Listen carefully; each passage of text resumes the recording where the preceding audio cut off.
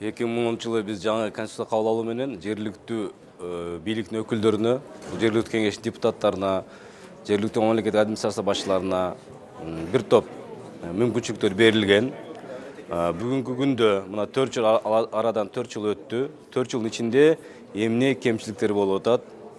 Децентрализация деп туруп биз бюджеттин дагы республикалык жана жергиликтүү деп экиге бөлүп берилген. Ошол жерде кандай кемчиликтер бар? Деги эле өзүн өзү башкаруу, өзүн өзү актай алган жокпу? Кандай бир тоскоолдуктар бар? Ошого окшогон маселелерди талкуулоо максатында жерлерден келген жергиликтүү кеңештин депутаттары, жергиликтүү кеңештин төрагалары, жергиликтүү мамлекеттик башкаруунун башчылары бул жерде чогулуп отурат.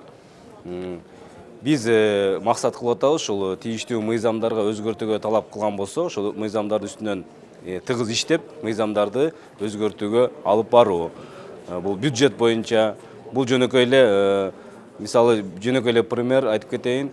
Жергиликтүү кеңеш бир токтом чыгара турган болсо, аны сөзсүз түрдө юстиция министрлигинин сайтынан каттоон өткөрүш керек. Каттоон өткөрбөсө 10 000 сом штраф салынат. Мына ошол зарылбы? Мүмкүн ошол жерди бир жеңилдетебиз деген максаттарда ушундай бүгүн кызуу талкуу болгон турат. Талкуунун жыйынтыгы менен жаңы бир мыйзам долбоор жаралат деген ниеттемин.